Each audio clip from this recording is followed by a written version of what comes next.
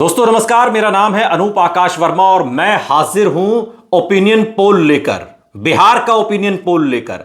और इस वीडियो में हम वैशाली जिले की 8 विधानसभा सीटों का ओपिनियन पोल आपके सामने रखेंगे, जो हमने खुद जाकर लोगों से बात की, टेलीफोनिक बातचीत हुई, वहां जो हमारी टीम है उसने लोगों से बात की और वहां से जो हमने कलेक्शन लोगों के विचारों का निकाला और यह समझा कि उनका रुझान किस तरफ है, उसके आधार पर हमने यह डेटा तैयार किया है। और इस विधानसभा चुनाव में यह किस करवट बैठने वाला है, इस ओपिनियन पोल के हिसाब से आप समझने की कोशिश करिए। बहुत ज्यादा आपका समय नहीं लेंगे और वैशाली जिले की सबसे पहली जो विधानसभा सीट है वो सीट है लालगंज। वो सीट जहां से संजय कुमार सिंह बीजेपी से इस चुनावी रण में हैं, जो मौजूदा विधायक भी हैं। इसके अलावा आरजेडी से शिवानी शुक्ला हैं और अमर कुमार सिंह जनसुराज पार्टी से इस बार के चुनावी मैदान में हैं। पिछले विधानसभा चुनाव की बात करें तो लालगंज सीट से बीजेपी के ही संजय कुमार सिंह को जीत मिली थी और उन्हें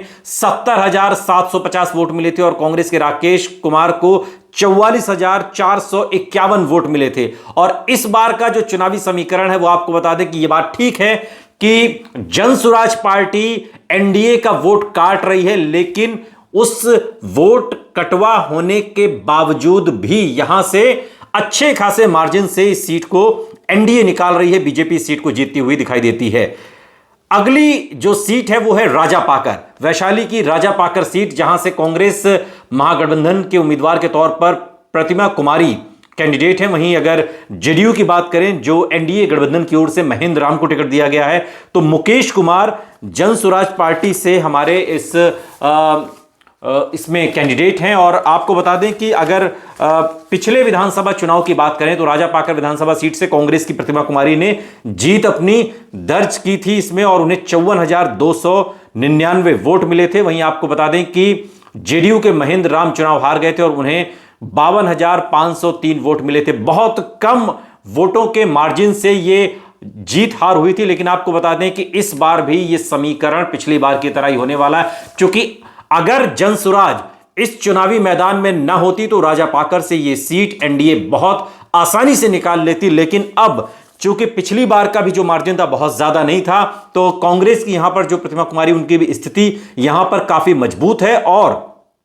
जनसुराज के मोर्चे में आने की वजह से, जनसुराज की लड़ाई में आने की वजह से इस बार जो जीत का अंतर पिछली बार कम था, वो जीत का अंतर इस बार बीजेपी से, एनडीए से कांग्रेस का बढ़ जाएगा, महागठबंधन का बढ़ जाएगा और राजापाकर की यह सीट इंडिया ब्लॉक यानी कि महागठबंधन निकाल रहा है। इसके अलावा अगर हम वैशाली विधानसभा सीट की बात करें तो वैशाली से इस बार जेडीयू ने सिद्धार्थ पटेल को उम्मीदवार बनाया, वहीं अजय कुमार कुशवाहा को आरजेडी ने अपना कैंडिडेट बनाया है और सुनील कुमार जनसुराज पार्टी से इस बार चुनावी मैदान में हैं। वैशाली वो सीट है जहां से जेडीयू के सिद्धार्थ पटेल 69,780 वोट उन्हें मिले थे और कांग्रेस के संजीव सिंह चुनाव हार गए थे और उन्हें 62,367 वोट मिले थे। यह स्थिति चुनाव में बनी थी, लेकिन अब कहीं ना कहीं अगर हम बात करें तो यह सीट इंडिया ब्लॉक के खाते में जाती हुई दिखाई दे रही, क्योंकि यहां पर जनसुराज के जो वोटर हैं वो एनडीए को, खासकर बीजेपी को, जेडीयू को काफी नुकसान पहुंचा रहे हैं और इसलिए यह सीट भी महागठबंधन के खाते में जा रही है। आगे बढ़ते हैं। जो अगली विधानसभा सीट है उसका नाम है मनहार विधानसभा सीट, जहां से उमेश सिंह कुशवाहा जेडीयू के कैंडिडेट के तौर पर हैं, रविंद्र कुमार आरजेडी के कैंडिडेट हैं और राजेश कुमार जनसुराज के कैंडिडेट हैं। आपको बता दें कि मनहार से आरजेडी की बीना सिंह पिछला विधानसभा चुनाव जीती और उन्हें 61,721 वोट मिले थे।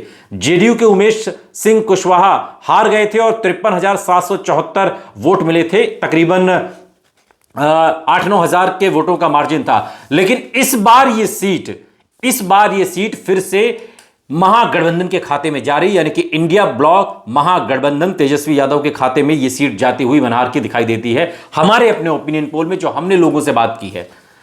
अगली जो सीट है वो सीट है पातेपुर में लखेंद्र कुमार रोशन बीजेपी से कैंडिडेट हैं, मजबूत उम्मीदवार हैं। प्रेमा चौधरी को आरजेडी ने कैंडिडेट बनाया और वहीं पर देसाई चौधरी जनसुराज पार्टी से उम्मीदवार हैं। पातेपुर से बीजेपी के लखेंद्र कुमार रोशन पिछला चुनाव भी जीते थे और आरजेडी के शिवचंद्र राम हारे थे।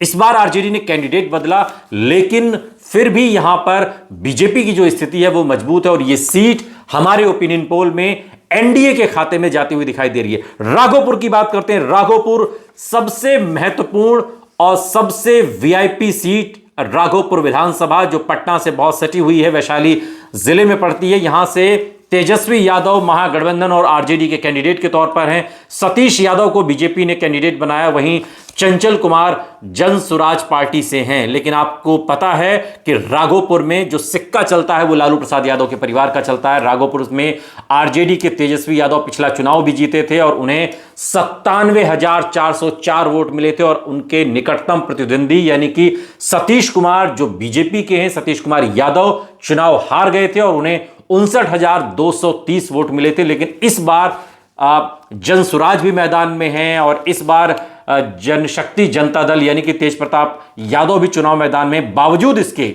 राघोपुर की यह विधानसभा सीट तेजस्वी यादव बिना किसी शक व शुबा के आराम से इस सीट को निकाल रहे हैं। अगली जो सीट है वो सीट है हाजीपुर। हाजीपुर से अवधेश सिंह बीजेपी के कैंडिडेट हैं, मजबूत कैंडिडेट हैं बीजेपी के। जनसुराज ने यहां से प्रतिभा सिन्हा को चुनावी मैदान में उतारा है, तो वहीं देव कुमार चौरसिया आरजेडी से उम्मीदवार हैं। हाजीपुर विधानसभा सीट पर बीजेपी के अवधेश सिंह पिछला विधानसभा चुनाव भी जीते थे और आरजेडी यहां से पिछला विधानसभा चुनाव हारी थी। आरजेडी ने इस बार भी देव कुमार चौरसिया पर ही दाव लगाया है। लेकिन आपको बता दें कि यह सीट एनडीए बहुत आसानी से हमारे ओपिनियन पोल में निकाल रही है।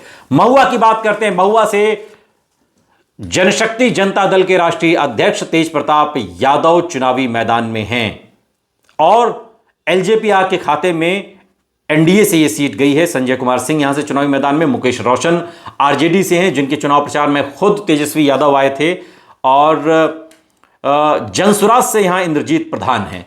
लेकिन हमारे अपने ओपिनियन पोल में यह सीट तेज प्रताप यादव निकाल रहे हैं, जबकि महुआ सीट से आरजेडी के मुकेश कुमार रोशन पिछला चुनाव जीते थे और जेडीयू की आशमा परवीन हारी थी। लेकिन चूंकि जेजेडी से जनशक्ति जनता दल से तेज प्रताप यादव कैंडिडेट हैं और तेज प्रताप यादव हमारे ओपिनियन पोल में इस सीट को निकाल रहे हैं। यह वैशाली जिले की 8 सीटों का विश्लेषण है और इसी तरीके से हमारी कोशिश है कि जिलेवार हम आपको एक एक सीट के बारे में बताएं कि कौन जीत रहा है और कौन हार रहा है।